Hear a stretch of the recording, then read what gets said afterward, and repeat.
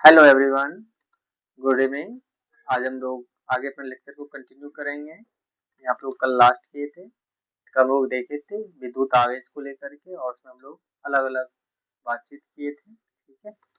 और हम लोग उसमें देखे थे आवेश, फिर आवेश के हम लोग प्रकार देखे थे। फिर यहाँ से हम लोग आगे आवेश का वितरण देखे थे, आवेश का गुण देखे थे। ये चीज वो बातचीत कर चुके थे। आज हम लोग एक अलग टॉपिक पे बातचीत करने जा रहे हैं। ठीक है। जो कि काफी इंपॉर्टेंट टॉपिक होने वाला है हम लोग का एग्जाम के पॉइंट ऑफ व्यू से। यहाँ से ऑब्जेक्टिव आता है, एक शॉर्ट क्वेश्चन हम लोग यहाँ से देखने को मिलता है। ठीक है। तो आज हम लोग बातचीत करने वाले हैं, वो हम लोग बात करने वाले हैं यहाँ से हम लोग कूलम्ब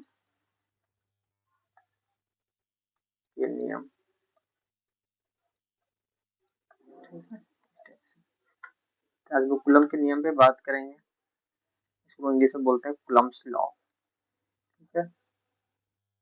इंग्लिश बोलते हैं यहाँ से कूलम्ब्स लॉ। ये होता क्या है कूलम्ब्स लॉ? बिल्कुल वो सिमिलर, इससे पहले भी लोग पढ़े होंगे, गुरुत्वाकर्षण का नियम पढ़े होंगे, तो आप लोग पढ़ते हैं इसके रिगार्डिंग। ठीक है।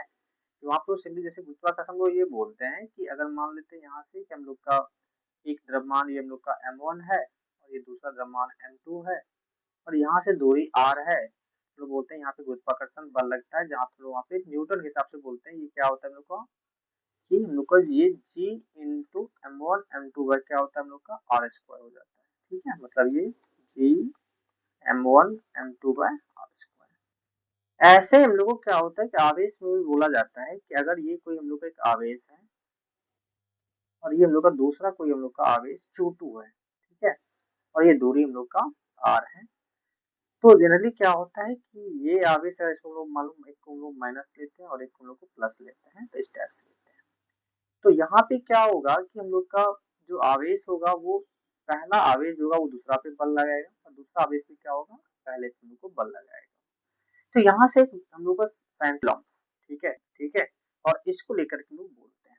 तो सबसे पहले ये जो नियम आया था हम लोग का, ये विराम आवेश के लिए आया था। विराम आवेश का मतलब ये हो गया कि हम लोग का आवेश हमेशा किस में चाहिए, विराम। ठीक है। ये हम लोग का, और दूसरा ये था हम लोग का ये बिंदु आवेश के लिए था। तो दो पॉइंट है कि ये नियम जो है हम लोग को विराम आवेश और बिंदु आवेश, और ये नोट से देखेंगे, सारा चीज देखेंगे। तो इसका ये कहना था कि जो यहाँ पे बल लगेगा, विद्युत बल का जो मान होगा, ठीक है, वो दोनों आवेश के मापांक के गुणनफल के क्या होगा, समानुपाती होगा। ठीक है। मापांक इन द सेंस कि जो प्लस माइनस होगा वो भी प्लस हो जाएगा, जो प्लस होगा वो भी प्लस होगा। दोनों आवेश के मापांक के गुणनफल के क्या होगा, समानुपाती। और उसके बीच में जो दूरी होगा उसके वर्ग के क्या होगा, व्युत्क्रमानुपाती होगा। ठीक है। अगर यहाँ से तो बातचीत कर ले, इसको थोड़ा सा और सिंप्लीफाइड करें, तो एफ जो होगा हम लोग का ये हो जाएगा समानुपाती Q1 Q2 bye R square. और अगर हम लोग जानते हैं यहाँ से कि जैसे समानुपाती का चिन्ह आता है क्या होता है, कांस्टेंट आता है। यहाँ पे कांस्टेंट क्या हो गया हम लोग का K, और ये Q1 Q2 बाय क्या हो गया हम लोग का R स्क्वायर। ठीक है। तो यहाँ से देखे तो हम लोग का एक वो स्टेप से आ गया। तो रियल में इस कूलम्ब के नियम जो है, इस नियम को बोलते हैं यहाँ पे अदिश। ठीक है। अब देखो अदिश क्यों बोल रहे हैं, क्योंकि देखो बल कैसा राशि है, स्थिर राशि। देखिए इसमें कहीं पे दिशा की बातचीत नहीं है, तो मतलब ये कैसा रूप हो गया हम लोग का, अदिश रूप। अब यहाँ पे जो कांस्टेंट आया हम लोग का के, इसका बात करें तो ये क्या है हम लोग का, के के बारे में बात करें तो इसको नाम बोलते हैं विद्युत बल नियतांक। ठीक है। क्या बोलते हैं इसको लोग, विद्युत बल नियतांक।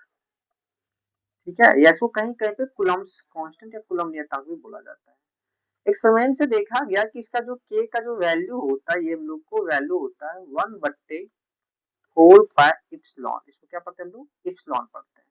और एक और हम लोग रिलेशन होता है, यहाँ पे इप्सिलॉन को बोला क्या जाता है हम लोग को, माध्यम की अपेक्षिक विद्युतशीलता। और इप्सिलॉन का फॉर्मूला होता है हम लोग का epsilon naught into epsilon R. ठीक है।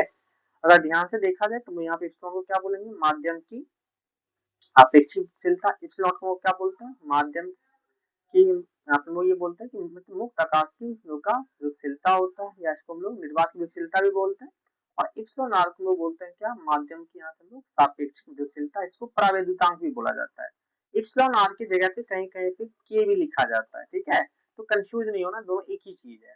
ठीक है। तो अगर यहाँ से हम वैल्यू पुट कर ले तो हम लोग का के का वैल्यू यहाँ से आ जाएगा 1/4 इप्सिलॉन नॉट इप्सिलॉन आर। ठीक है।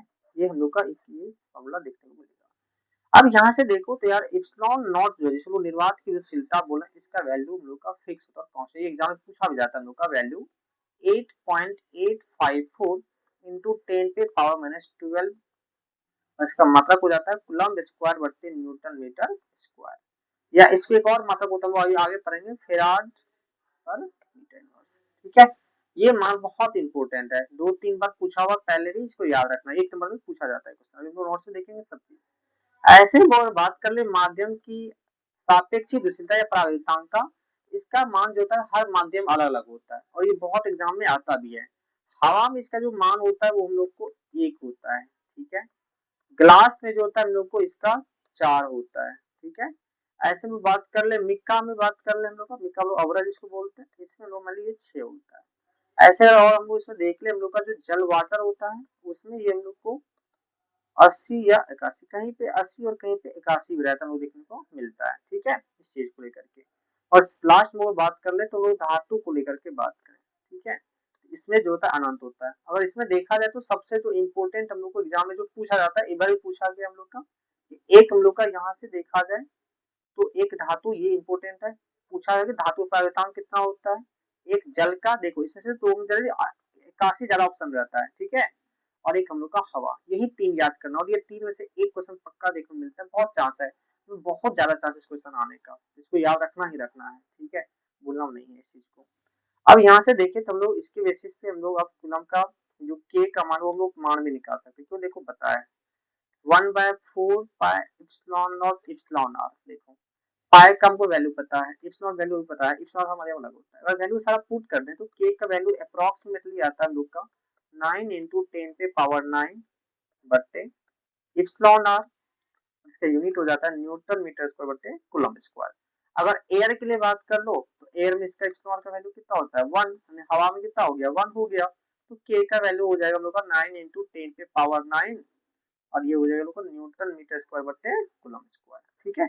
ये बहुत इंपॉर्टेंट है, लोग को ऑब्जेक्टिव में पूछा जाता है वहां पे क्वेश्चन में, ठीक है, कि यहाँ पे लोगों को एक नंबर में पूछा जाता है। और वो बात कर ले इसके रिगार्डिंग लेकर के तो के अगर हम लोग कूलम्ब का नियम का वो अधिक रूप हम देखे थे के बराबर क्या देखे थे के Q1 Q2 by are square, इसको हम साथ ऐसे लिख सकते हैं 1/4 pi epsilon naught epsilon R into Q1 Q2 बटे आर स्क्वायर, इसका सदिश रूप भी होता है, ठीक है। और सदिश रूप मतलब क्या, इसमें लोगों को सदिश का चिन्ह आ जाएगा और ये क्या होता है हम लोग का के Q1 Q2 by R cube into vector R, ठीक है। ध्यान दें नीचे में आर क्यूब होता है, बहुत काम की चीज है, बट इसको हम लोग ब्रेक कर देते ये रहेगा 1/4 पाई और ये Q1 Q2 by R cube और वेक्टर क्या आ गया आर, ये हम लोग को एक नंबर पूछता है, बहुत इंपॉर्टेंट हम लोग को यहाँ से देखने को मिलता है, ठीक है, इस केस में। अब और वो बातचीत कर ले कूलम्ब को नियम लेकर के, तो ये जो हम लोग का नियम है ये पूरा पूरा हम लोग देखने को मिलेगा, बिंदु आवेश के लिए होगा, विराम आवेश के लिए होगा और ये नियम हम लोग को नाभिकीय दूरी से अनंत दूरी के लिए ही मान्य होगा, उससे कम दूरी के लिए मान्य नहीं होता है, ठीक है। कुछ हम लोग इसके रिगार्डिंग वो बातचीत कर लेते हैं, नोट्स से देख लेते हैं, ठीक है। नोट्स में वो बातचीत यहाँ से करेंगे कि नोट्स को लेकर हम लोग क्या कर सकते हैं, नोट्स में सेम कंसेप्ट हम लोग देखते हैं, हम लोग जो पहले भी देख चुके हैं, ठीक है। लोग आज यहाँ से नोट्स देख लेते हैं फिर।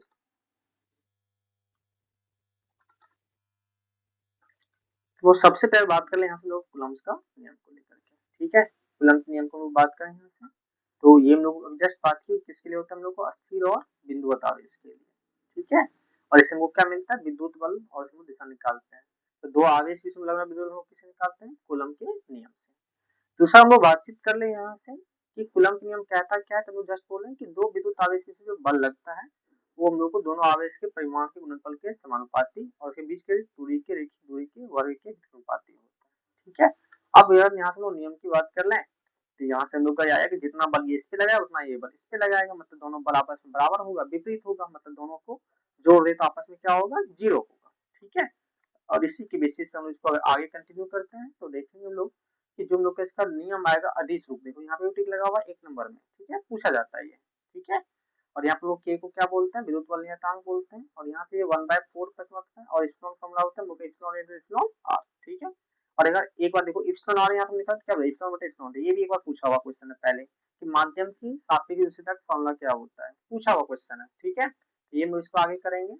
ऐसे हम लोग यहाँ से बात कर ले इसको लेकर के, तुम लोग यहाँ से फॉर्मूला बन गया K बराबर 1/4 एप्सिलॉन r। जहाँ पे देखो तो ये एप्सिलॉन नॉट जो है इसको निर्वात की गतिशीलता बोलते हैं या मुक्त आकाश की गतिशीलता बोलते हैं। इसका वैल्यू याद रखना, ये वैल्यू बहुत इंपॉर्टेंट है, पूछा हुआ जाता है पहले भी, ठीक है। और एप्सिलॉन r का मान हर माध्यम में क्या होता है अलग अलग। देखो हवा में भाई याद करना है तुमको, उसके बाद जल के लिए याद करना है और धातु के लिए। मीटर मतलब हो गया तेरा, ठीक है। इस टाइप से याद करना है, बहुत इंपॉर्टेंट है ये स्टेशन को, बहुत पूछा भी जाता है इस टाइप से, ठीक है। अब अगर हम लोग और इसको आगे लेकर के हम लोग देखें, ठीक है, तो हम लोग यहाँ से बातचीत कर सकते हैं वेक्टर के हम लोग रूप में, इसका वेक्टर नियम में क्या होगा। यहाँ से अब हम लोग बात करें के बटे आर के बटे वेक्टर आर हो जाएगा, या इसको ब्रेक कर दो तो सदिश रूप भी याद करना है, कभी सदिश रूप भी पूछ लेता है एग्जाम में, ठीक है, इस टाइप से। उसके बाद और अगर हम लोग आगे देखें तो यहाँ से लोग बीमीएस सूत्र भी निकाल सकते हैं, इसका एमएल क्यूब टेबल से आर 2 होता है, मात्रा भी निकाल सकते हैं डेफिनेटली, ठीक है। ये सब चीज ऑप्शनल है, करो तो ठीक है, तो इससे बहुत कम होता है, ठीक है। बट एप्सिलॉन नॉट का वहाँ पे मात्रा याद रखो, ध्यान रखना है। उसके बाद यहाँ से आज हम लोग का नेक्स्ट पेज बात करते हैं कि एक लोग फॉर्मूला यहाँ से काम भी करता है कि माध्यम और जो होता है हवा में बल का जो अनुपात हम लोग मानते हैं वो हम लोग एप्सिलॉन नॉट के बराबर होता है। कभी कभी डायरेक्ट क्वेश्चन पूछ लिया जाता है नोरिका स्टेप का, बहुत कम सा होता है। अब इसमें देखो काम की चीज हम लोग को जो एग्जाम के लिए सबसे इंपॉर्टेंट है यहाँ से पूछा जाता है, ठीक है। सबसे पहला देखो भाई इसमें एरो में कि जो बल होता है गुरुत्व बल, ये कैसा बल है हम लोग का, केंद्रीय बल पूछता ऑप्शन में, कैसा बल, ये केंद्रीय बल है। दूसरा अगर देखा जाए तो हम लोग को ये कैसा हम लोग का है, संरक्षी बल। संरक्षी हम लोग पढ़ेंगे जिससे किया गया कार्य जो होता है हम लोग को बंद वक्र या बंद पथ पर हमेशा कितना होता है हम लोग को, जीरो होता है। दीर्घ राशि मतलब क्या, ये अधिक दूरी के लिए लागू होता है हम लोग का, पूछा हुआ क्वेश्चन है। ये तीनों पॉइंट पूछा हुआ पहले का है, पी वाई क्यू है भाई, ठीक है। और एक किसको कवर करता है हम लोग को, वर्ग में पालन करता है। न्यूटन के कौन कवर करता है, थ्री नियम को करता है। ये दोनों होता है, आकर्षण भी होता है और विकर्षण भी होता है, ठीक है। और बल ये किस निर्भर करता है हम लोग, माध्यम पर निर्भर करता है, ठीक है। एक हम लोग का इलेक्ट्रोस्कोप होता है, इसको सहायता से हम लोग ये पता करते हैं कोई वस्तु, मान लो ये कोई वस्तु है तो इस पे आवेश है या नहीं है, इसका पता करते हैं किससे, हम लोग को इलेक्ट्रोस्कोप से। इसका इंस्ट्रूमेंट का नाम है। और उस वक्त किस प्रकृति मतलब प्लस आवेश है कि माइनस है, ये भी हम लोग इससे पता करते हैं, मतलब प्रकृति भी पता करते हैं और हम लोग यहाँ से उपस्थिति भी पता करते हैं कि वहां पे आवेश उपस्थित है या नहीं है, ठीक है, इस टाइप से। तो दोनों चीजों यहाँ से ध्यान रखते हैं इस चीज को लेकर के। अब यहाँ से हम लोग अगर आगे बढ़े, ठीक है, तो हम लोग देख सकते हैं कूलम के नियम का परिसीमा जो कि इंपोर्टेंट है, 2 नंबर की पूछा जाता है, पहले भी पूछा हुआ है, ठीक है, शॉर्ट में बहुत इंपॉर्टेंट है। तो पहला यही कि ये स्थिर और बिंदु ताप इसके लिए क्या होगा, मान्य होगा, और नाभिक के दूसरा अधिक दूरी के लिए मान्य होगा। ये 2 पॉइंट याद करना है, 2 नंबर के लिए पूछा जाता है, बहुत दिन से नहीं पूछा था, इसको करना है, ठीक है। अब लोग यहाँ से आगे देखते हैं जो लोग काम की चीज है एग्जाम के लिए पूछा भी जाता है हम लोग का, ठीक है, कि हम लोग अब यहाँ से देखेंगे विद्युत क्षेत्र की तीव्रता यानी कि इलेक्ट्रिक फील्ड इंटेंसिटी, ठीक है। देखो ये क्या होता है हम लोग का, यहाँ से इसको बोलेंगे यहाँ से विद्युत क्षेत्र की तीव्रता,